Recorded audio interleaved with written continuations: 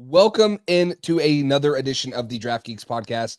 Week 0 officially happened in college football. It's about to be week 1, or, depending on when you're listening to this, maybe it is week 1. But we're going to bring you all of our college football predictions, conference champions, college football playoff, Heisman, all that fun stuff. So hopefully you guys are ready because the Draft Geeks podcast starts right now.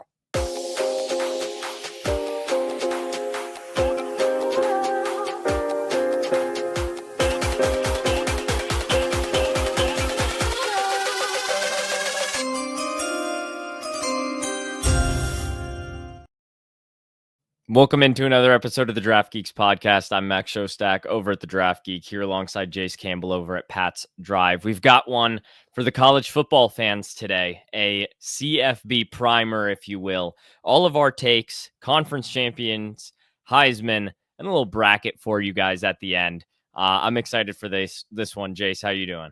Yeah, I'm super excited, man. We already had a top 25 matchup, Iowa State, Kansas State, and we're going to get more that right. Game.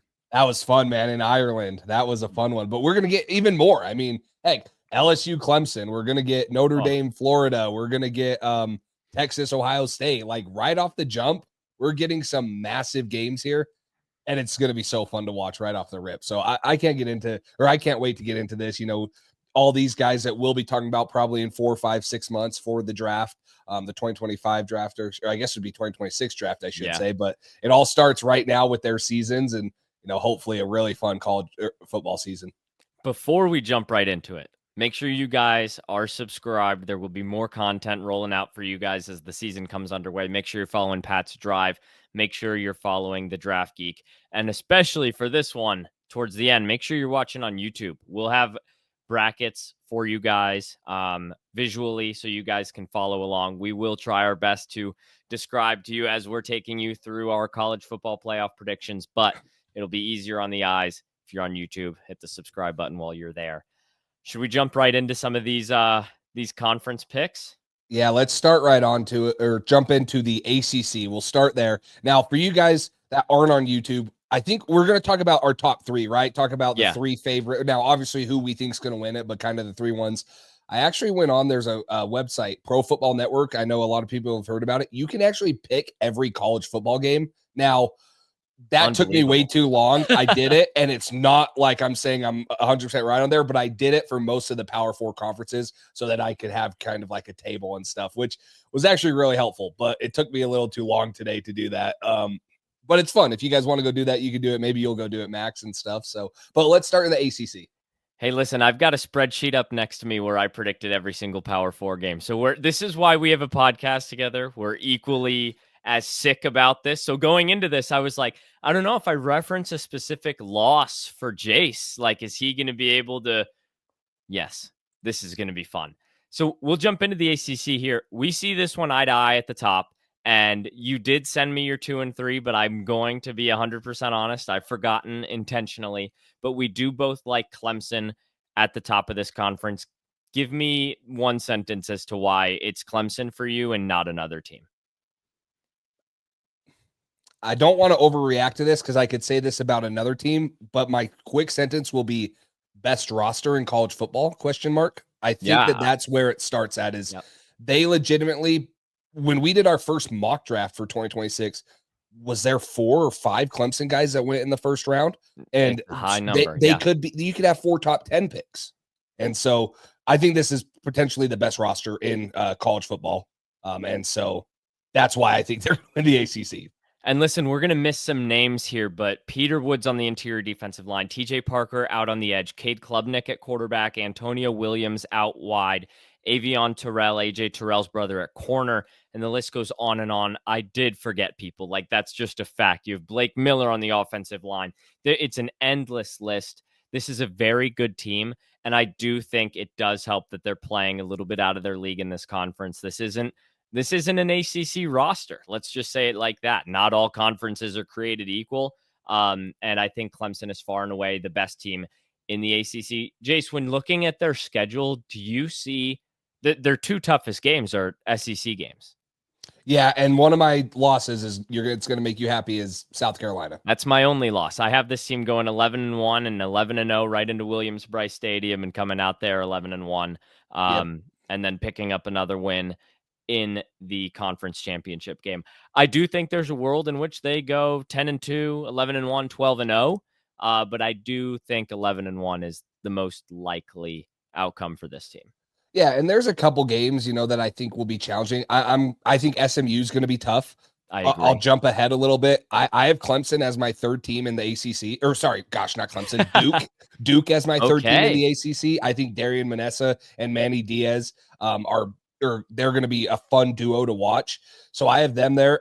And then obviously I think that UNC, I don't think they have the talent, but I think Bill Belichick's just going to be tough to play against. Like, he's going to know how to scheme up. He's going to have these dudes ready. So there's a couple ACC opponents that will give them a hard time.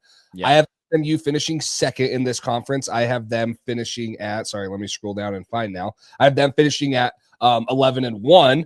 Wow. Okay. Their only loss was to Clemson. Is that right? See, now I got to go through. No, I think, it's week by week and it has every game. So now I got to go find, but yes, I have their only loss being the Clemson. And then I didn't have them making the conference championship game for some reason. I don't know how it figured it out. Again, when it went random, it put so I had Georgia Tech and Duke both at 10-2, and it put Georgia Tech in the conference championship game, but not Duke. So kind of weird. I guess that's. Well, you must have had Georgia Tech at 10-2 with the loss to Georgia. Yes, so I had them losing to Georgia. Therefore, you would have. So they were really one loss in the ACC, and that's exactly what it was. Now that I'm looking at it, they're one loss in the ACC, and their Duke is only or they have two losses in the ACC. So that's exactly what I did there. But I do think Duke will be a tough one in a sneaky one in the ACC. So Duke definitely your dark horse there, and then SMU is your third team. That would be my second team. SMU is my second team. Duke and Georgia Tech are tied in my standings at 10-2 for my 3 and 4 team right there. All right, so let's keep that SMU conversation rolling, because I have SMU as my number 3 team in the SEC or ACC. Excuse me. I have this team going prior to a conference championship loss to Clemson. I have this team going 9-3, but 6-2 in the ACC. I have them dropping a late one to Louisville. I think that's a sneaky team, even though that game's going to be in Dallas. I like Louisville to steal a couple wins in this conference. And then I do really like Baylor this year, and we'll talk about them a little later. So I have Baylor stealing that week 2 matchup that's going to draw a lot of eyes. We'll get into Baylor's non-conference schedule a little bit later because it's a gauntlet. But I do like SMU. I think the team got worse, but the schedule got easier. And so that's going to average out in a way where this team could have the same result and end up in the college football playoff again. So that's going to be a very fun team to watch. That maybe if this game was played last year, that Cal game on the road in the last week of the season could be sketchy, but I think this Cal team, unfortunately, man, just got gutted. Might be a rough season for them. Where do you have Miami? That's my number 2 team in the ACC, but I will caveat this, and it's probably the same reason. Mathematically, with my predictions, SMU would make the conference championship over Miami, but I think Miami's the better team. They just happened to schedule Notre Dame and Florida. Yeah, so I have Miami at 9-4, 7-2 in the ACC. So if I were to go back and look at their losses, I mean, again, I don't know why this is making it hard on me because I have to scroll through, but I know I have them losing to the 2 non-conference teams that you said. And then probably at SMU later on in the season. Yes. So I have them losing to, obviously, Notre Dame. I have them losing to, oh, shit, this is going to surprise you. No, I have them losing to Florida. That's who you said, right? Yes. Yeah. So I have them losing those 2. I have them losing to SMU. And then the other one that I had them losing was Louisville, like you said. Louisville. Okay.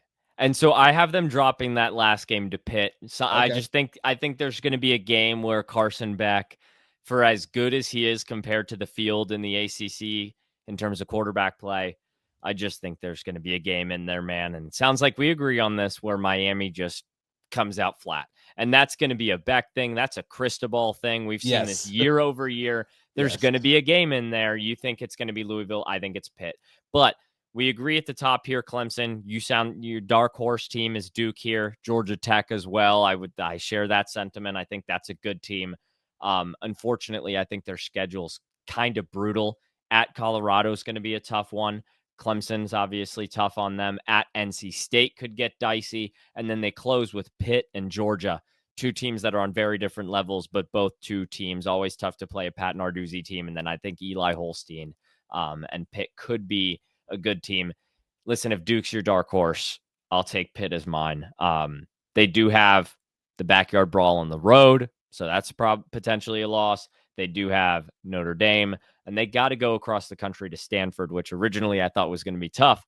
But week 0 happened, and I think that's going to be a win now. Yeah. I think it'll be an entertaining conference, but I think we're in lockstep on who wins it. Yeah. I think this is one of the ones. Well, sorry. I think this is the most obvious one, in my opinion. Like, if I had to pick one I'm going to bet on, it's the ACC going to Clemson. All the other Power 4 conferences, the other 3, I should say, I feel like are way more wide open, and there's a lot more that could happen. Of course. The ACC is the one that I'm like, I comfortably can say that Clemson is probably going to win that one. So should we move to the Big 12? I feel like that's another one. The Big 10 and the SEC are always the biggest ones. So let's move to the Big 12. I have Iowa State winning it. You have Arizona State going back to back and repeating. So talk to me about why you love the Sun Devils. Now, obviously, if you guys watched our summer scouting episodes, you'll know a lot of the reason why I'm sure Max is picking them. But what is that all of it, or what else? Listen, I went back and forth here because if you've been following the Big 12, the same team doesn't win twice. That just hasn't happened in the past couple of years. So while Arizona State is maybe the chalky pick, trends would tell you it's actually not the most chalky pick. But I do like where this team is at. Even though after losing Cam Scatterbo, I think Sam Levitt and Jordan Tyson will be ready to carry the load for this team. And I do like Kanye Udo, who they brought in, transfer from Army, which you don't see every day. But he transferred out before he became an upperclassman, which is allowed. And listen, I think the schedule matches up for Arizona State. Non-conference, they have NAU, Northern Arizona, cross-country school, not a football school. They go at Mississippi State, which was, I respect them, the home and home when they scheduled it. Good for them. That's not a talented program anymore. And then Texas State. So I think they'll go unscathed there. And then they do play 3 games that I kind of went back and forth on: at Baylor, at Utah, at Iowa State. I have them going 2-1 with the loss to Baylor, but ultimately finishing 11-1 on this season. I do think, though, if this Arizona State team goes 11-1, I'm not sure it's going to be the cleanest 11-1 season, and I don't think they'd have the most respect from the committee. But Arizona State is the leader of the pack for me in the Big 12. Tell me what you saw in week 0 that made you lean Iowa State, or did you have it Iowa State going into the game? Yeah, I had Iowa State going into the game. I love what Matt Campbell's done with that thing. And it comes into play. I don't think their schedule's very hard. They miss out on Utah. Their only team in the Big 12 that they play right now that's ranked is Arizona State. And that's the game I have them losing. And then I have them beating them in the Big 12 championship game. Wow. So I have them losing to Arizona State. And then I have Arizona State finishing below them at 11-2, 8-2 in the conference. Obviously, one of them being in the championship game. And then I have Arizona State losing to Utah, who I have as my dark horse this year, who I think is going to bounce back with who they brought in from New Mexico, Devin Dampier. They have Wayshawn Parker. They have a new OC.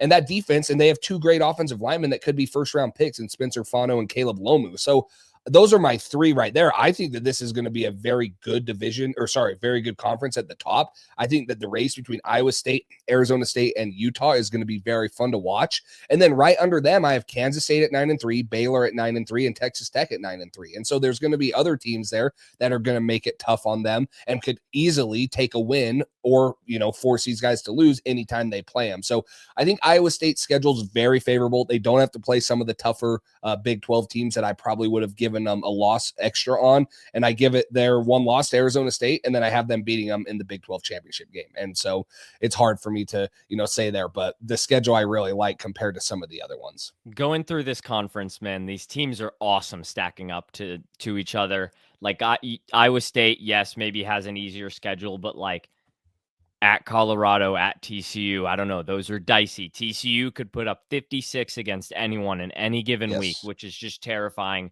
with Josh Hoover in that offense. I have TCU going 7-5, but I have them scoring a lot of points. So it's a fun one. Cyhawk should be good. Iowa State gets to host it this year, which is, very important for that game. Take the under. And then, so you talked about my 2 and 3 there as you were ripping through your dark horses. I have Arizona State as my conference winner. I have them beating Texas Tech in the conference championship. I really like what Texas Tech has done to surround Baron Morton with talent, get some talent on the defensive side of the ball. David Bailey, the edge rusher from Stanford. This is going to be an awesome team. I do think they drop the road game to Utah. I think that's going to be a very scary team. And then I think they drop twice, once in the regular season on the road and once in the conference championship to Arizona State with a final record of 10-3. And then my number 3 team, you talked about it. I think you said you had them going 9-3. I've got them going 9-3, but I've got them picking up wins. Very notably, it's Baylor. I have them starting 2-0. And I don't know if you have their schedule in front of you, but it's Auburn and at SMU. So I'm planting my flag a little bit on Baylor here. I think they could go through that 2-0. And then I kind of have them losing some silly games, but it is Baylor. Kansas State at Cincinnati scares me a little bit. That's a team that's a little bit overlooked just because I don't think they really have a shot to win this conference, but they certainly have a shot to be a tripwire in front of somebody else trying to win this conference. And then that Utah game, every time you play Utah, no matter where it is, that's a scary one. But Baylor's kind of my dark horse team. I've got them at 3. Outside of my top 3, I think Kansas and Colorado are some fun ones. I don't think those teams will end up top 3, but I do think those are very good teams that'll contend for bowl games, and I wouldn't want to see them in a bowl game. Yeah, on the Baylor front, I have them losing to SMU, Arizona State, and Utah. And so we already talked about SMU. We talked about Arizona State and Utah in this. And so it's going to be a fun team. Sawyer Robertson's going to be really fun. I think Dave Aranda figured something out towards the back half of last year. And that was a team that was in the Big 12 championship game. What was it, 3 years ago when they beat Oklahoma State? Yeah, 3 years, maybe it's 4 years ago now. Or whatever it was. But like, they're not far removed from being who some people thought was like, oh man, this team could be the next great thing in the Big 12. And so I really like what we're seeing from them. I have them at 9-3. Don't think that they're going to make a push for it. They could. I'm not saying that they won't. I think that they're one of those teams that can upset anyone every week, but not in my top 3. Have them and Kansas State finishing the same. And then, like you mentioned, Texas Tech. And then Kansas is right below them at 8-4. And TCU 7-5. Ironically, I think that TCU will be a fun team to watch. That offense can, like you mentioned, they can go. They can put some points up, man, and it's going to be fun to watch every week. I love how the Bill Belichick and Deion Sanders era are both opening against TCU. Yes. What are the odds? Yes. TCU loves just getting the NFL people, whoever it is, getting them. So anything else on the Big 12? I will say let's group in the ACC and Big 12 together real quick. Maximum 2-bid league for both conferences in terms of college football playoffs. Yeah, I mean, it was harder for me to fit I guess with SMU going in, obviously I got them we'll get there. It was harder for me to get a second team out of the ACC in there, but with the records, I think you have to. But I think there's a chance that there could be 3 teams. I think out of the Big 12, there's a chance that there could be 3, but it all depends on how the SEC and the Big 10 plays out, right? Listen, if there's a bunch of teams that beat each other and they're all 9-3 or whatever, then yeah. But if you're having 3 or 4, 10-2, 11-1 teams in those conferences, I don't see the 3rd best Big 12 team beating out the 4th best SEC or Big 10 team. I wonder if those 2 conferences combined get 4 bids total, just because I think it's going to be a really tight year in the Big 10 and the SEC. And then it's really an 11-team playoff because the group of 5 gets a bid. So it's really 11-team playoff, and then right now, it's tough for me to see Notre Dame missing. We'll get to that. But these 2 conferences have an uphill battle, so these teams are really going to have to show out. For sure. Let's go to the Big 10. Okay, this one's going to be a really fun conference. The national champion the last 2 years has came from the Big 10. I have Penn State. Max has Oregon. I'll start this one off because Penn State is a team that I'm just super high on. I have them going very far this year. I think it's finally their year. Now I have them at 12-1, and I do have them. Let me make sure that I'm saying this right. Definitely at Ohio State, the loss. That's the loss. But then I have them beating them in the conference championship. So similar to the Iowa State one. This is awesome. When you go to the conference championship, that's what I have. So I have them losing to them there and then beating them in the conference championship game. I have Oregon coming in at second, and then I have Ohio State coming in at third. So a pretty standard 1, 2, 3, I would say, for the Big 12. Where I'll say my dark horse, and I wanted to sneak them up there higher, it was Washington. Oh, yeah. This is we a little love bit of Jonah a Coleman. Washington show, man. We love Denzel Boston. I think DeMond Williams is going to get better. I think Jed Fish is a great coach. I have Washington finishing 9-3, and them and Illinois and Michigan are all tied at 9-3 in the conference. And then obviously those top ones. So I had them as a dark horse. I was trying to figure out if I really wanted to be that ballsy, but I have them. But Penn State, Oregon, Ohio State are my top three in the Big Ten.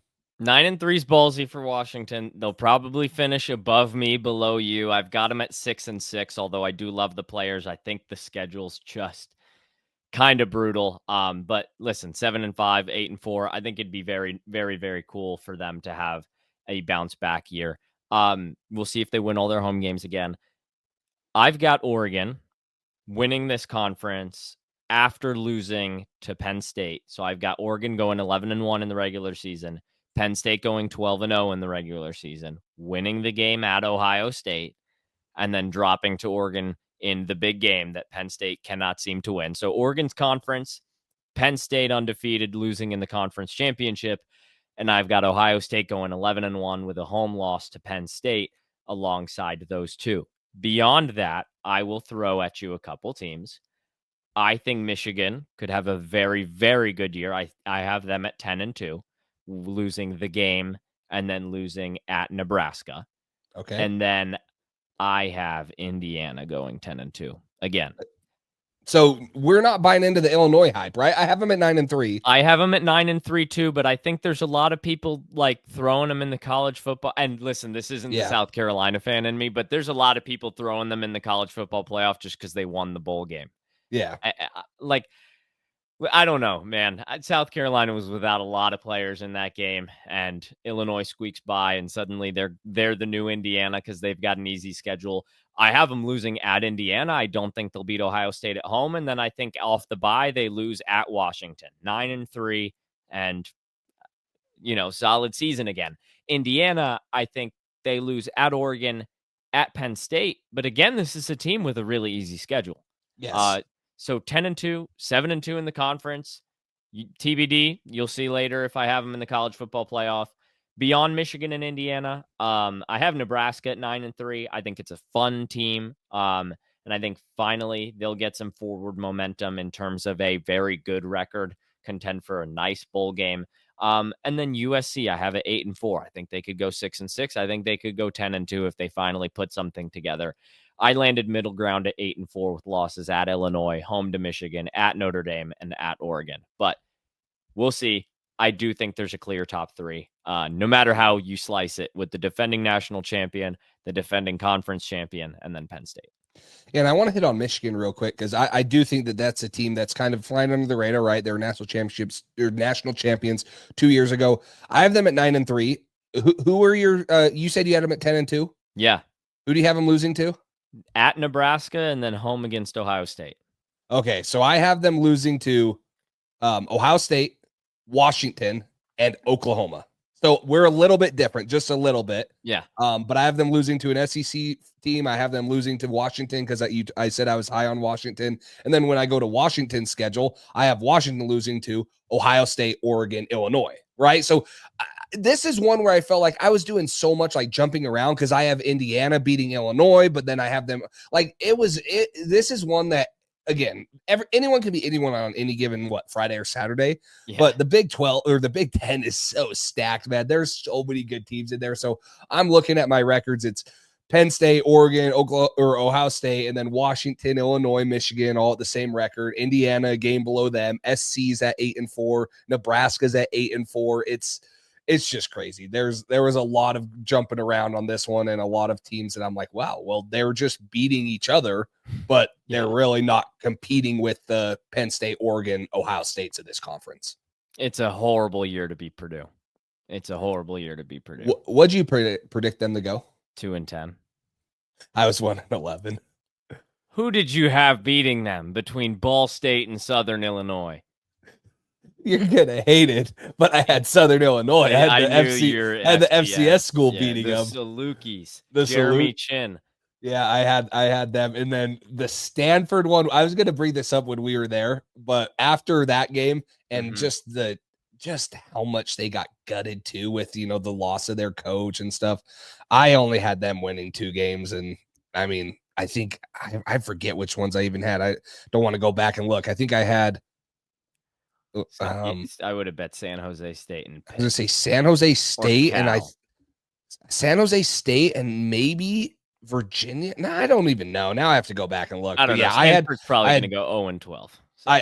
I wanted to, but I'm like, is there really going to be a team that's going to go 0-12 in the Power 4? I doubt it. I doubt it too. So we'll see. But Big Ten, it's going to be a fun conference. Let me ask you this: we're going to get to our championship prediction, right? So we'll table that right now. What you picked.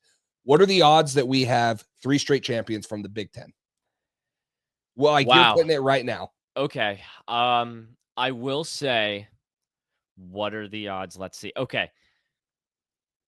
I think they're lower than some may expect because this is a stacked conference at the top and the teams are great. But the teams at the top, and that's Oregon, Penn State, and Ohio State. I wouldn't really call any of the other teams national title contenders. Yeah. College football playoff contenders all over the place. There's like 8 of them, y'all. But I would say 3 title contenders. 2 of them I don't trust to win the big game. So it's Ohio State or bust, in my opinion, in terms of getting a national title winner. And I don't think they'll repeat.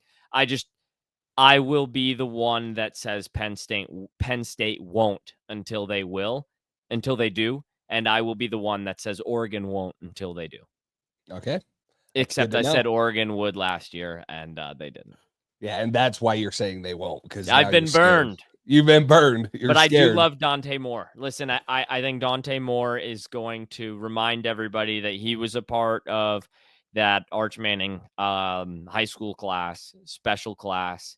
And I think him on that Oregon roster is going to be pretty nice. But I would pump the brakes on a 3rd straight Big Ten natty. And I think it'll be good for college football discourse. Yeah. We can't let the Big Ten fans get too loud now.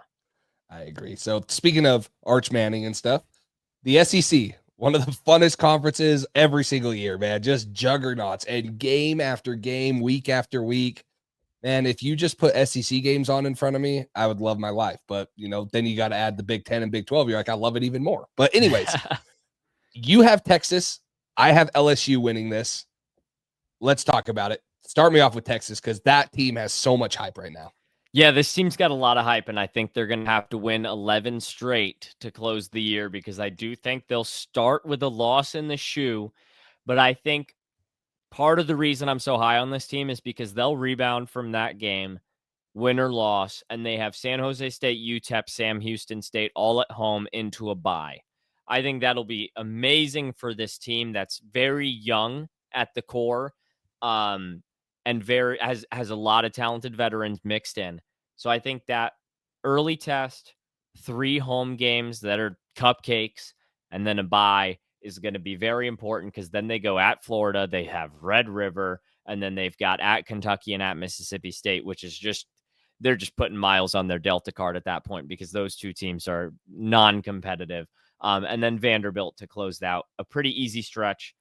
Then they go at Georgia. I think they'll win that game. I'm not as high on Georgia this year. Not record-wise, but I don't think the team is as good. And then Arkansas and A&M. So it's a pretty easy schedule in SEC terms. The Ohio State game is tough.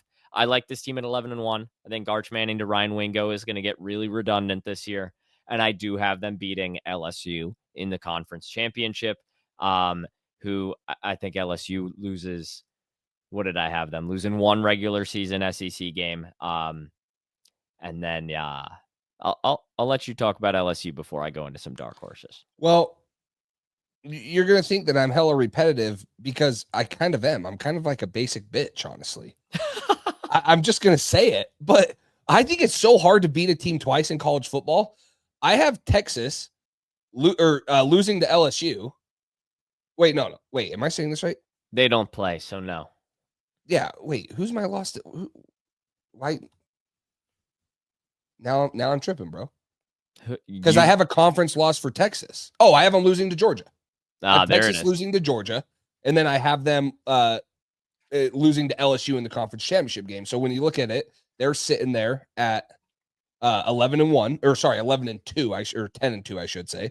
LSU, their only loss on the season is Clemson, week 1. This is hell. You're probably thinking I'm crazy right now. I have LSU running the table. I think that they're wow. I think that they're another team that's hella really good roster, I should say. Yeah. I think that they have a very favorable schedule too. South Carolina is going to be tough, and Alabama, but they miss out on Georgia. They miss out on Texas. They miss out on some of those teams. Now, the tough one for me, I'm high on Florida this year. I think Florida is going to be good. I have them at 9-3. I think DJ Lagway is going to have a bounce back year. Billy Napier figured something out too. Him and Dave Aranda were kind of like impressive turnarounds for the programs. So I think that's going to be an interesting one for LSU. But I look at them and I'm like, they get South Carolina at home. Yeah, they got to go into Alabama and win, but I'm kind of off of the Alabama train right now. And then Oklahoma is another team that I love just because of John Mateer and Jade Knott. But I think that they can go in there and beat them. I think that I have Oklahoma finishing at 9-3 also. So I don't know. I have LSU kind of. It's very optimistic, but I'm pretty high on LSU. I'm really high on Garrett Nussmeier too. That's another one that I'm really high on. I think he's going to be good for them. Again, this year he decided to come back with the intention of winning a national championship.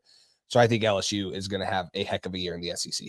I'm only one game off of you. I think they run the table with 10 in a row and then drop it on the road in Norman, Oklahoma in the last week of the year. But yeah, no, I have them finishing at 10-3 with a loss in the conference title game. But I think those two teams stand out to me the most in this conference. I think it's a quiet year in the media for Alabama, but I think Kalen DeBoer is going to get things going over there. I like Alabama's schedule, I will say. I think they lose to Georgia and LSU, but I have them at 10. I have them at 10-2 also. I have them at 10-2, and I can easily flip it to 9-3 with a loss at South Carolina. I think that's going to be a very, very difficult game for them. It's homecoming in Columbia. That stadium's not going to have an empty seat in the house. Going to be a very close game. They only won last year by 2 at home to that South Carolina team, so we'll see what happens there. Florida, I have at 8-4, very good team, but I think they drop road games to LSU, A&M, and Ole Miss, and then a home one to Texas. Yeah. Georgia, I have them at 10-2, losing the neutral game to Florida, and then the home game to Texas. So, I'm lower on the roster for Georgia, but again, that schedule's not that bad by SEC standards. I've got South Carolina at 9-3. I think they lose at LSU, at Ole Miss, home against Alabama.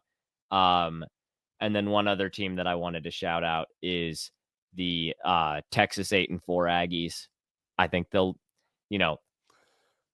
lots of talk about the talent on that team, and it is talented, but they have at Notre Dame, at LSU, at Texas. That's 3 losses, and then I think South Carolina goes in there and beats them.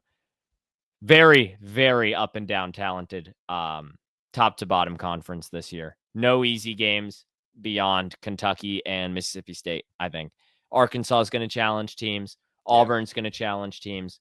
Missouri, if you overlook them, you'll lose. And then Oklahoma, I have them finishing 7-5. That's a very popular dark horse team. Yes. I think they lose the Michigan game, Red River, at South Carolina, at Tennessee, and at Alabama. That's an insane schedule, but that's a very good team. So Oklahoma has a brutal schedule. So I've never seen anything like that. Yeah, the SEC did them dirty. They're like, oh yeah, we'll bring you and Texas in, but we'll give Texas the easy schedule and we'll screw you. But I have Oklahoma 8-4, and I'm high on them. I think they can be good. Yeah. I said that I have them beating Michigan, so I have them dropping the Texas, South Carolina, Alabama, and LSU game. Those are the 4 games I have them dropping. But you go look at they play as of right now, right? Yep. Number 14 Michigan. Yeah. Number 1 Texas, number 13 South Carolina, number 21 Ole Miss, number 24 Tennessee, number 8 Alabama, unranked Missouri, and LSU. Like, they're probably like, yo, where's Vandy? Where's Kentucky? Where's Mississippi State? Where are these schools? Why did we get all this crap? But unbelievable. John Mateer is going to be, I'm so excited to watch Mateer and Jay Knott in that Ben Arbuckle offense who put up numbers at Washington State. And I think Venables is a great coach also. So, and then the other one I wanted to hit on is Florida. I'm high on them. I think that DJ Lagway is a great player. So I have them dropping the LSU game, the Georgia game, and then the other one I had them was the Texas game. Okay. And so beating Texas A&M, beating Tennessee, beating some of those schools. And, obviously they're not really going to, they do beat Miami too. I have them beating Miami. So yes, I have that as well. Yeah. Yeah. LSU, Florida, or sorry. Yeah. LSU, Texas, and Georgia are the ones that I have them dropping. And so it's going to be fun though. The SEC is just, it's heavyweights. Like I'm sitting looking at here. I have Texas A&M at 7-5 and Tennessee at 8-4 also. We haven't talked much about those teams. Those are the 9th and 10th best teams. And you're like, those teams are probably a top 5 or 6 in a lot of other conferences. Like those are going to be, it's going to be like every year. The SEC is a bloodbath. It's just the toughest conference for a reason. I think maybe it's not the best conference anymore. I think the SEC and the Big Ten are pretty equal, but just the way the SEC is built, that the teams are just so difficult. Like I'm so much more, and results aside, man, the results could be the same, but going into, and I think it's got to do with the stadiums, the atmosphere, like you're going into a road game against Minnesota. And as long as it's not the last month of the year, I'm feeling pretty confident. You go into Auburn, like that's not an okay place to play at all. Terrifying. So the SEC is an incredibly talented conference. I got one SEC question for you. Okay. How many teams, if you're able to see it in front of you, do you have missing a bowl game? Let me pull it up. It's 7 wins. 6 wins for a bowl game. 6, 4. I have 4 teams missing a bowl game. Is it Arkansas, Kentucky, Mississippi State, and one more? No, it's not. You got Kentucky and Mississippi State right. I know I did. I know I got those 2 right. Missouri and Vanderbilt. Wow. All right. No bowl game for Mizzou. I have them at 6-6, but I feel like I'm low on them. And then I have Vandy at 7-5. But they don't have, Vandy doesn't have to do much to make one. I just have them with 3 conference wins. They do have a pretty easy non-conference schedule. Yeah, they do. Yeah. Shit. All right. Should we jump into Heisman? Let's jump into it because this one's going to be a fun one to talk about. Cade Klubnik for you. Drew Aller with an AR for me. That's an inside joke for Max. Jace don't know doesn't know how to spell. Aller. There's a reason I do the graphics. I just said I don't care how to spell. It's Aller. Yeah. So, but I'm surprised you went with Klubnik. I wanted to go with Klubnik. I had a feeling that you might, but as a South Carolina fan, I'm like, is he really going to? But let me talk about Drew Aller for a minute because I have high hopes for this guy. I think he has every intangible you want. He could be the number 1 pick come April of next year. And Penn State's going to go as far as he can go. And I have Penn State going very, very far. I have them being they won the Big 10 for me. I have them going far in the playoff bracket, which we'll get into in a minute. And so for me, I'm like, it has to be him. If they are going far and they finally win the big game, I know I had them losing to Ohio State in the regular season, but then I have them beating them in the championship.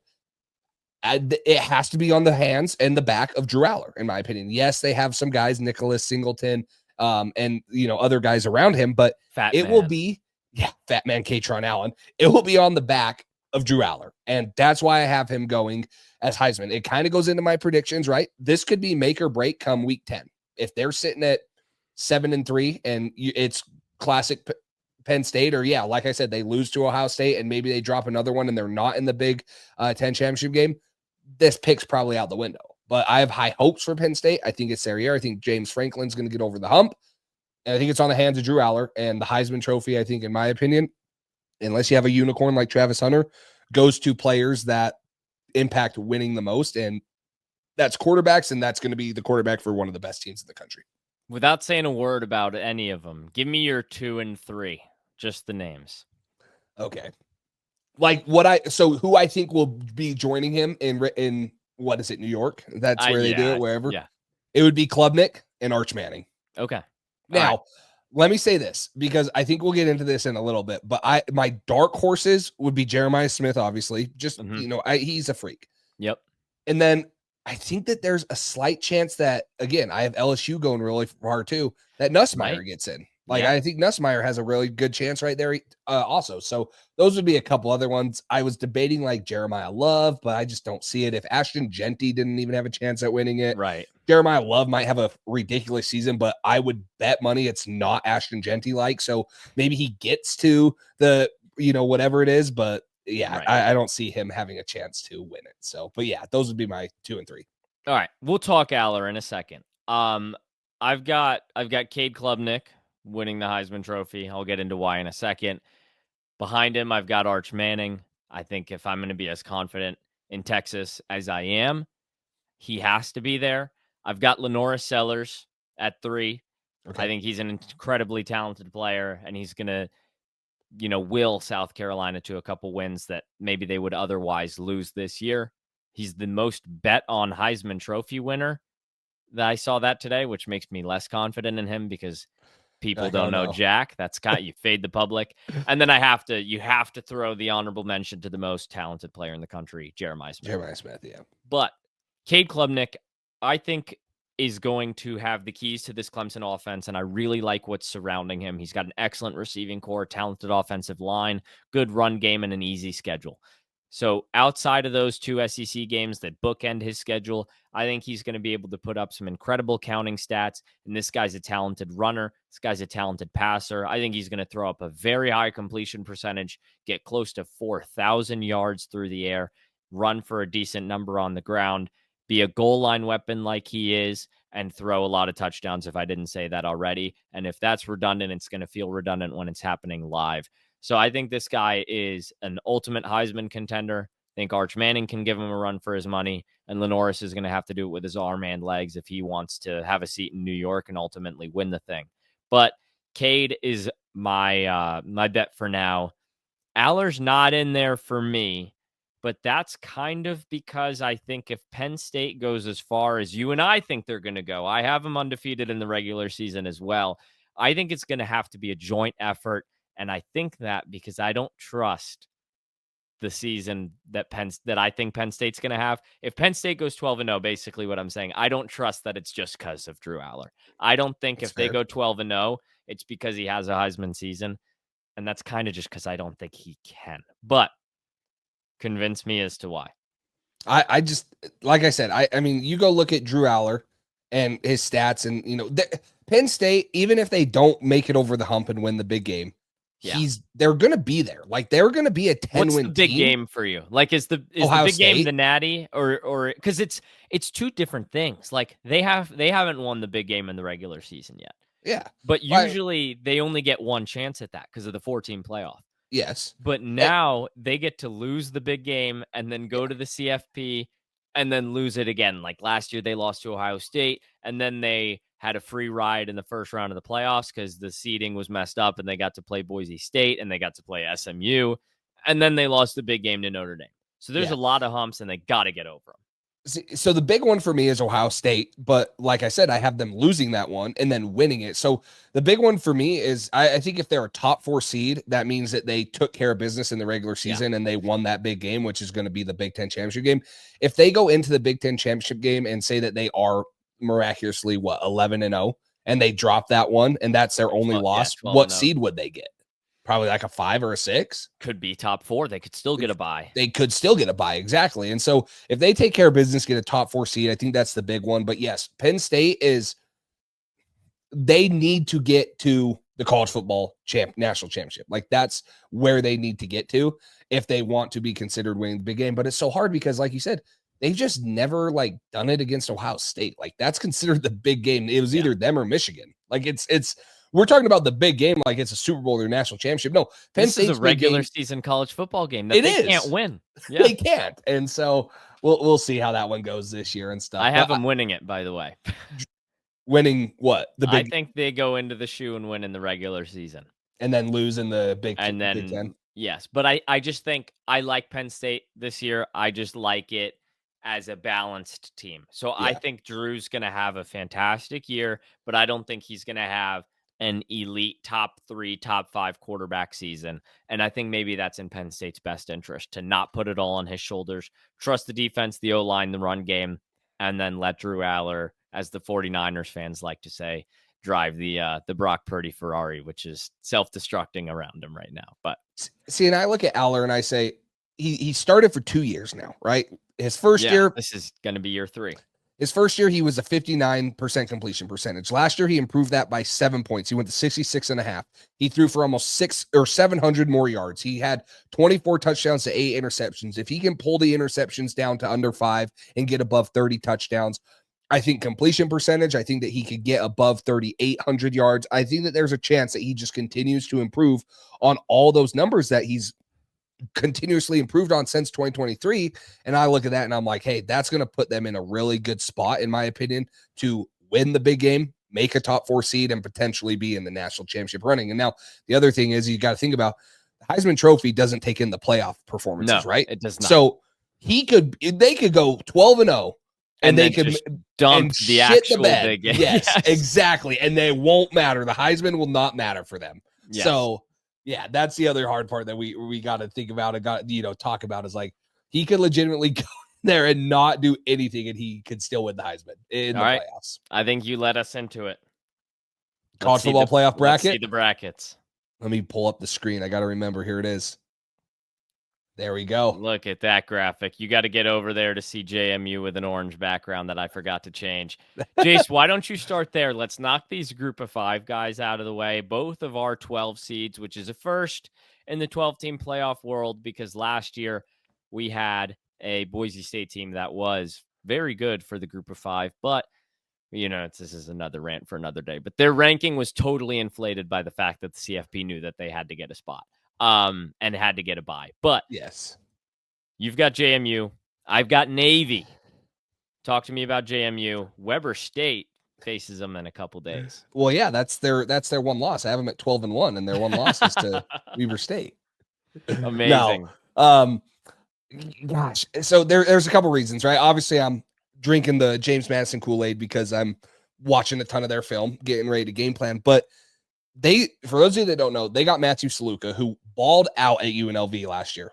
Sat out because of got to know who he is. He's the first NIL sit of college football history. He started all of it, right? And he wasn't getting his money, so he sat, and he ended up going to James Madison. Well, if you go look at Matthew Saluka's 2 years before UNLV, he balled out at the FCS level at Holy Cross with Bob Chesney, who is now at James Madison.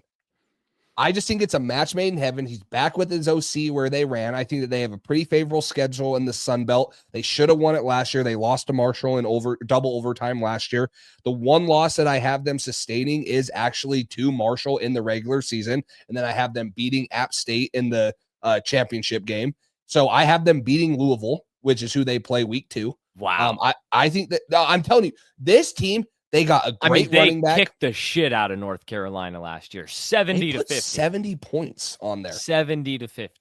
And so I look at it and I'm like, gosh, this is going to be a fun team to watch. And I think that they're in a favorable Sun Belt conference where they could win and do some fun things. So I originally had Navy. You know that. I texted you that. Yes. I believe in Navy.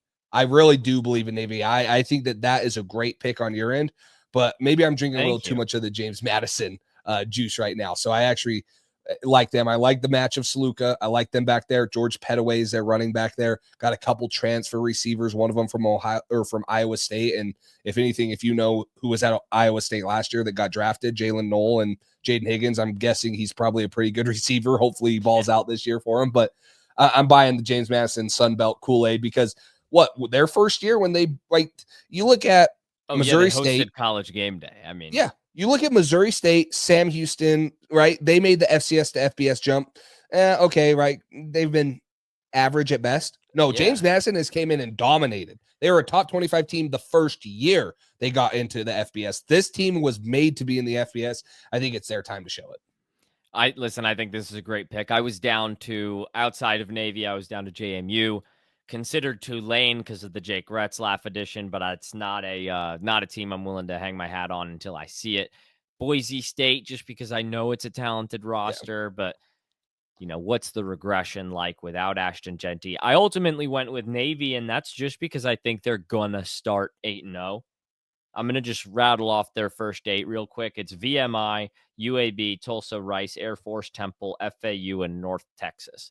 I think they go 8-0. My big concern for them, following that, they have at Notre Dame. They'll lose that game, and they won't get knocked for it. That's fine. But just coming out of there, they have USF, Memphis, and Army. Those are 3 very good teams. Maybe not Army, but USF and Memphis could both be in this G5 spot as well. USF plays Boise State tomorrow. We're recording this on Wednesday. If USF wins that game, they'll be in the driver's seat for this playoff spot. So there's the little G5 rundown from us. That's more than you'll get anywhere else. We both have them playing 5-seeded Notre Dame. But first, do you want to run through 1 through 12? I can go first. 1 through 12 on our brackets real quick. Visually, if you're looking at it, it's going to go like this in a square and then be on the square March Madness style. My 1 seed's Texas. 2, I got Penn State. 3, I have Clemson. 4, I have Oregon. Oregon. I almost said Oregon State. Definitely not Oregon State. Oregon at 4. 5, I've got Ohio State. 5, I've got Notre Dame. And 12, I've got Navy. And then 6, I've got Ohio State. 11, I've got ASU. 7, I've got LSU. 10, I've got Indiana. And then my 8, 9 is Georgia and Alabama. Yeah, so for 1, I have Clemson. 2, I have Penn State. 3, I have LSU. 4, I have Texas. And then 5, I also have, so the 5-12 matchup, Notre Dame, James Madison. The 6-11 matchup is Georgia, Oregon. The 7-10 matchup is Iowa State, Arizona State, which I feel like is kind of weird. That's how the bracket that I made, like that would be their 3rd time playing, and they would have played in the Big 12 championship game. So I felt weird about that one. And then my 8-9 matchup is Ohio State is the 8 and SMU is the 9. So that rounds out mine. Did I mess up my 1 through 4? I have Texas, Clemson, Penn State, and Oregon. I think I said that back. You said Texas, Penn State. Yeah. Texas, Clemson, Oregon, Penn State. There we go. Final try. Got it. All right, Jace. Take me through your first round real quick. Let's get through this first round of picks. I'll go through mine afterwards, and then we'll really dive into this these final 8. So let's start with the 8-9 matchup. I have SMU going to the shoe playing Ohio State. I have Ohio State winning that one. It's too much, right? I think SMU is a good team. Kevin Jennings can do some great things for that offense, but Ohio State's going to be too much. They have 2 of the best players in college football in Jeremiah Smith and Caleb Downs, not to mention all the other talent they have around there. My 10-7 matchup is Arizona State at Iowa State. I have Arizona State winning that one, getting revenge. So now Arizona State beat them twice. They beat them in the regular season. Exactly. You just game planning. Oh, hey, they beat. Okay, now let's go back. So Arizona State. And again, it comes back to the thing in college football that I love and I favor a lot is players, man. Like players, Sam Levitt, Jordan Tyson, those guys. And Iowa State's got some dudes. Rocco Beck's really fun to watch, but Sam Levitt and Jordan Tyson are going to be first-round draft picks next year. I think Kenny Dillingham's doing a great job with that team. So I favor them. What a poetic moment to jump in right there, by the way. Last year's Big 12 championship matchup, Arizona State, Iowa State, and then they play 3 times a year later. Incredible. Oh, it's crazy. So, and then my 6-11 matchup would be Oregon as the 11 at Georgia. I'm not as big on Dante Moore as you are. I'm not going to lie. And it's a see it to believe it thing. I want to see it. And I want to see him. Now, he is a Bugatti surrounded by a bunch of McLarens. Like, he is an exotic car by a lot of exotic cars. Like, that is what is it? $25 million roster probably for Oregon. Absurd. So, easily could go there. But going into Georgia, I think will be very tough. Kirby Smart and his staff will make it very hard on whoever is in there. And I agree with you with Oregon. I worry about them in what we said Penn State, the big game, right? I worry about them winning that big game. And so I have Georgia winning there. And then the last one would be my 5-12, and that would be James Madison at Notre Dame. And it would go to Notre Dame, right? Going into there, probably going to be cold. James Madison comes from Virginia, right? But maybe not used to some of that weather. And Jeremiah Love might just be too much there to deal with them. So that would be my first round victories there. It won't be the weather if JMU loses that game. I'll tell you that. You're right, but that was fun to talk about. Who Notre Dame beat last year again? Indiana. Indiana, right? That was fun to talk about there. Oh, yeah, the weather. No. Yeah, well, that game was like negative 14 degrees. It was. Still, that game was a blowout, by the way. Every chance I get it. That was not a close game. Stop looking at the final score. My 8-9 matchup, I've got Alabama going into Georgia. I'm going to pull a little bit of a Jace here in the regular season. I had Alabama dropping the game in Sanford Stadium, and I'll have Alabama win the playoff game at Georgia. I think that'll be a defensive showdown. I think Ty Simpson will outgrit Gunnar Stockton in that game. Gunner's not somebody that I'm super high on going into this year. So Alabama advances there for me. I've got LSU hosting Indiana. I think LSU could make quick work of them in that game. I've got Arizona State going to the shoe to face Ohio State. I think Ohio State outlasts them in that one. And then I've got Notre Dame taking care of Navy in the 5-12. On to the second round. So mine would be 8 seed Ohio State at 1 seed Clemson. And again, I started at the top of the show. I said, I think Clemson has the most talented roster. And Ohio State might have better top-end players, which is saying a lot, right? Because there are some dudes on Clemson. But Ohio State with Jeremiah Smith and Caleb Downs, those are probably 2 of the 5 best players in college football this year, in my opinion. Yeah.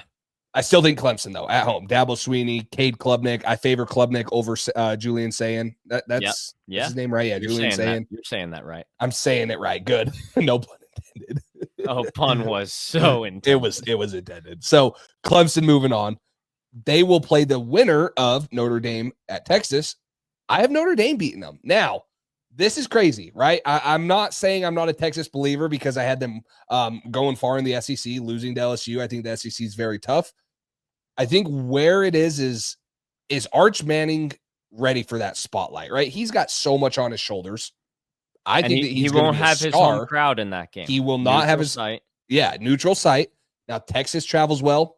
Notre Dame travels very well also, right? Like Notre Dame is a very big time college football thing. And honestly, I don't know if it's just my hatred for what happened to Texas last year, but I do not think Sark is made for these type of moments either. I think Sark has some questionable decisions. Will he call another toss on the goal line? I'm just saying, like, there's some bad coaches out there that have this reputation, and Sark's not one of them, but he does some things that in these games that I'm like, oh my gosh, if it's close, I love Notre Dame, and I love what they can do on the ground with Jeremiah Love, maybe dominate the game a little bit, time of possession. So I would have Notre Dame winning that game. They would move on to play Clemson. On the other side of the bracket, I would have Arizona State playing Penn State. I have Penn State. Again, I talked about it with Drew Aller, talked about it with Nicholas Singleton. Think that would probably be the one that they're coming off a bye. Hopefully they don't lay an egg. Then I would have Georgia playing LSU, a little SEC matchup. I have LSU, Garrett Nussmeier in there. Think that I favor that quarterback position a little bit more over it. Gunnar Stockton's the starter over there, right? Yeah. Brian Kelly is a very experienced coach, although he has not gotten over the hump at LSU yet. No. But I would take LSU over Georgia in that game. So my final 4 would be number 1 Clemson, number 2 Penn State, number 3 LSU, and number 5 Notre Dame. Does Penn State beating Arizona State count as the big game? Oh, yeah. No, it does not. No, it does not. Still searching, man. Yeah, the big game would be the next one. Yes, it would be just like last year. On my side, I've got Texas taking down Alabama in that game. And then, think that'll be a very, very good close game. I'm not that high on Alabama, but I think this is a team that could make the playoffs and win one game. And then I've got Penn State taking care of Notre Dame. That would be the big game. I think those are 2 very talented teams. That's a big game against a big opponent, but it's too early in the playoff for Penn State fans to call themselves satisfied with a season with just a semifinal appearance like they had last year. So that sets up a Texas-Penn State semifinal on one side, and then I've got Clemson beating LSU in a Week 1 rematch. I've got Clemson going 2-0, starting LSU season with a loss, ending it with a loss in that game there. And then I've got Ohio State taking down Oregon just because, again, we both talked about it. Oregon, this would be the first playoff game they play in my bracket. You had them a one game exit in yours. I'll have them getting a bye and then a 1-game exit in mine. I think the Ohio State roster is too talented, and Oregon's going to be having deja vu with a loss to Ohio State in the CFP again. So that sets up Texas and Penn State, and Clemson and Ohio State for me. Well, we do have a couple similarities here. We have two of the same ones. We have Clemson and Penn State both in here. So I have Clemson, Notre Dame. I have Clemson winning that one. Well, actually, I won't spoil it. I have Clemson winning. It. Let's go side I by was gonna side. say so you have Clemson beating Ohio State, right? So we Yeah. both have Clemson in the national championship. Yep. I mean, I think that The Ohio roster State is so good for Clemson, man. Ohio State stands a better chance over Clemson than Notre Dame, in my opinion, but the roster's too good. That roster, by the way, Clemson we is both have that game. You have Ohio State closer to Clemson in your bracket. I don't have them meeting until the semis. You have them meeting in the quarters. Yep. But I just think those rosters go man for man so well, and then you just get to the quarterback, and I'll take Klubnik over Sayin, and that's I am very confident in Julian Sayin's career development. This year is not the year that I think he will win that big game, but I think Ohio State's going to have a, quick return to stardom with that kid. I think he's very talented, but I've got Clemson in the Natty. You do as well. What do you have on the other side? So I have Penn State in the big game versus LSU, and I don't have them winning it, right? And what do I have, Jace? What do I have? You have Texas beating Penn State. So we both have Penn State losing. And so yours is Clemson, Texas in the national championship. Mine's Clemson, LSU. So we get a ACC or we get Clemson and we get an SEC matchup and stuff. And no Big Ten. Yeah, no Big Ten. There you go, right? And the Big Ten is out because it was Penn State and you had Ohio State in the Final Four. So 2 of your 4 teams were from the Big Ten, only 1 of mine. But yeah, I don't know. I feel I was tossed because I've talked all this love on Drew Aller. I think that pick right there is a part of me is I think that they can be really good this year, but can they win the big one still, right? And I talked all this hype. If they win the Big 12, if they and then they get the Big 10. If they win the Big 10, they get a bye like they do right here. Is that successful in Penn State's mind? Because it's further than they've ever gone. It's further than they've ever gone. They're Big 12 or Big 10 champions. They got a first round bye. They won a playoff game.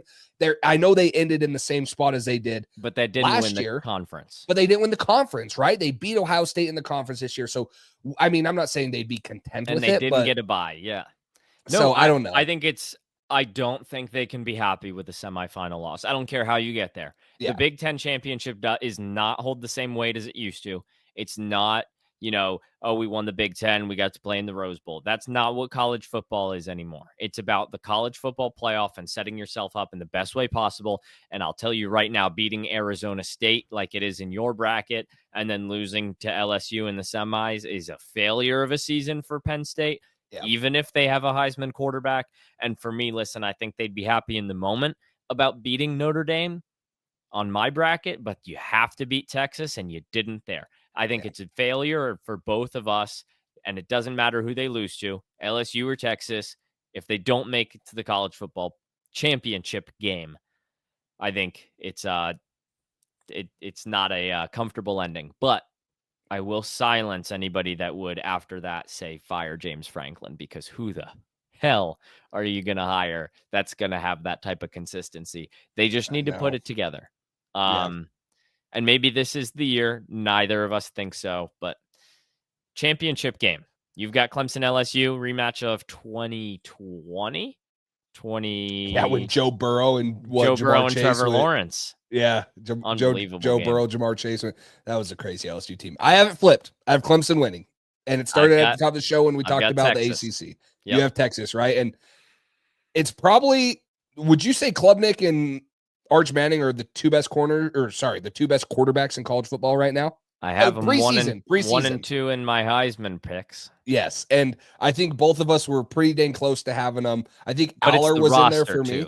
Yeah, for sure. It is the roster, but then it comes down to what I think is like college football is so much quarterback based too, like how great these quarterbacks are. And if you're saying these are the 2 best quarterbacks and they're the 2 in the Heisman finalists, I know for you they were. For me, I mentioned those 2 after Aller and stuff. I don't see why those 2 as our picks as national champions. There's, no doubt about that it's, a good pick and a good call.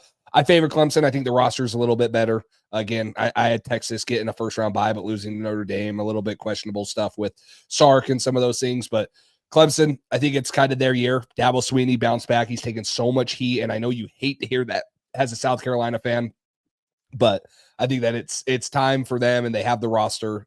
They've developed it. They've built it. Klubnik is the guy, one of the best ones that they've had, there with Trevor Lawrence and Deshaun Watson. And so this will be their year. I mean, I think it's the third best quarterback Dabo's had. I think if he wins the Heisman Trophy, like I think he will, and then a national championship, he's going to have his name on that stadium in Death Valley Jr. You have them double defending the naming rights of that stadium. So maybe the battle for Death Valley is this bowl. It's national championships, the battle of Death Valley, which would be incredible. There might have to be a court ordered name change of LSU Stadium if they lose the season opener at home and then lose the national championship. But no, it's an extremely talented Clemson team. Dabo's built that team his way and successfully, which is not something you see every day in college football. Building a team your way often results in building a team that's not very good. Ask Tennessee what building a team Josh Heupel's way has done for them. But Dabo's got his own personal spin on it. It's a very human feel, and I think that's something rare in today's college football. So as much as I would like for them to go 0-12, I can tip my cap here and say that I think they will end up in the national title game, end up with 3 losses, though, all to SEC teams. But actually, I have them, 2 losses to SEC teams. Their 3 hardest games will be SEC. I was going to say, if my scenario plays out, Clemson's, 15-1, and their only loss is South Carolina. Are you guys de facto national champions? Our destructive Twitter fan base would tell you yes.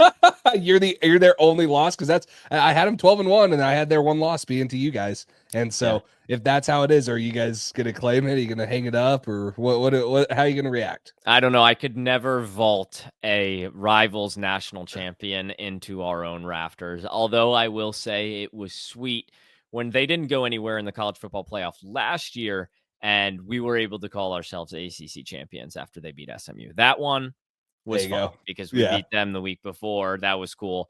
But no, I think just like last year, if they had lost to us and then won the ACC championship, which you and I both think repeats, and then went on a run, like that makes the loss to South Carolina insignificant. So we both have the Clemson Tigers making a run. I think you and I can agree that top to bottom, that is a top 2 roster in college football. I would tell you it's the top 1 as well. We agree there. I just think that as the season goes on, you could see Arch Manning become the number 1 quarterback in the country, and it'll be very interesting to see how that develops. But I think major takeaways in terms of our agreements here are the Clemson Tigers. You have to watch out for them. Texas is going to go as far as Arch Manning takes them. It's got to be Ohio State, from as much as we believe our eyes have told us, if the Big Ten wants another national championship, because Penn State and Oregon have been reluctant in the past to get over the hump. And we'll see if they can. And then beyond Clemson, the entire ACC and Big 12 is just completely up in the air, which is awesome.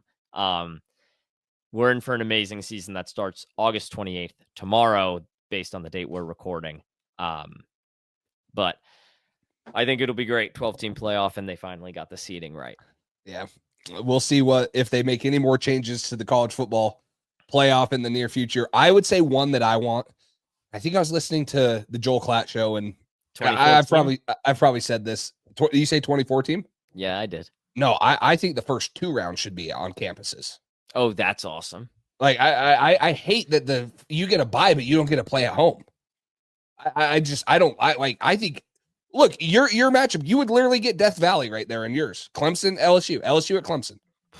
Ohio State, Oregon, a rematch. Notre Dame, Penn State, Texas, Alabama. Like, some of these happen just by nature of the conferences and the teams. But, gosh, I want to see these teams have. You want to see Arizona State go to Happy Valley. Yeah, and I saw a scenario where LSU went to Notre Dame. Brian Kelly going back to Notre Dame. Oh. Like, there's just some things like that I want to be able to see and, think it would be really cool to experience as a college football fan. And so one thing for me, I would change the bracket is the first 2 rounds. I think that would also make bowl games a little bit more exciting. I get it. the final, so you would have like what, the Rose Bowl, the Cotton Bowl, the Sugar Bowl, all those ones still there, and then the national championship. But you could move some of those other ones back into the normal bowl games and stuff. And now the biggest bowl isn't just the Pop-Tart Bowl, just because there's dancing mascot popcorn or Pop-Tarts around. The like Gator Bowl or the Tax Slayer Bowl. The Boca Raton Bowl. Yeah. Like, come on. The famous Idaho Potato Bowl. I've been to that one year at Boise State. Incredible. Come on, man. Like in December, no one wants to go up there on December 26th. Like you want to go, you want to have Christmas. You don't care about that. So maybe in that, but yeah, that would be one thing I change. I don't know. I brought it up to you too. Like, do you think reseeding would be something that they would ever consider? I know it's been brought up in a lot of playoff formats, but reseeding, or, instead of it just being a straight bracket, be like, hey, the number 12, like the NFL kind of does, the 12 seed is always going to go play the 1 seed if they win. Lowest remaining seed plays highest remaining seed, and so on. I think the March Madness junkie in me says no. I think there's some beauty in like the 12 seed JMU or Navy winning and not being like, all right, now I have to go you to Texas or sending you to Clemson. Like, no, you're gonna get to go. You're gonna get to go play Notre Dame. You earn, like, I think maybe you earn your way with the upset, but that makes sense. Yeah, I'm very happy they got the glaring issue out of the way of the automatic buys. I think that was an incredibly big issue that really, really, I don't know. Oregon fans will be talking about that one for a long time because they were the guinea pig in that change. And Ohio State, who is not actually the 8 seed, with Arizona State and Boise State slotted ahead of them, ended up going to play Oregon. And Oregon really, really would have liked to see anybody else. Yeah, seriously. Especially after the first game, how it ended and how close it was. They're probably like, oh gosh, what are we doing? So, exactly. But we appreciate all of it, man. Props to you, Max, and appreciate you, all the graphics and stuff. I know that stuff takes hard work. And when you have a dumb co-host that spells it wrong, it's it's fine. No, but again, guys, make sure that you guys are following Max on the Draft Geek. And also, got to shout out, you came out with a newsletter, and I got to say it how you said it to me, because I love it, and it's exactly how I'm going to consume your content. Oh, you said perfect. I got to find it now. Where is it? Blah, blah, blah. Do you remember what it said? Let me see if I can pull it up. But it is it's a newsletter. Oh, here it is. Oh, Jace he said, my concept is to have it be a scouting/college football based piece that you can feel informed after reading. And it only takes 1 session on the toilet to read. So there you go. If you want a quick 1 session on the toilet to read, go follow Max's Instagram. He has a link on there. He's going to try to embed the podcast link, so we'll be right in there and stuff. But yes, yeah, if you guys want to follow that newsletter, I'm sure he already released one. He'll have a lot more great content. And then again, if you guys are here, make sure you subscribe to the channel, whether you're on Apple or Spotify. Follow the podcast, rate us 5 stars, whatever it is, because we'll have, stock watches throughout the season, talk about some college football games, talk about players who are up, who are down going into the 2026 draft. And then obviously draft season, once it gets back here in January, whenever it is, it's going to be fun. Yes, we'll get lots of shows your guys' way. That's a heck of a close right there, Jace. Couldn't say that any better myself. Thank you guys so much for listening, and we will see you once the college football season's underway, and probably one more time before the NFL season starts. Thanks for listening. Peace.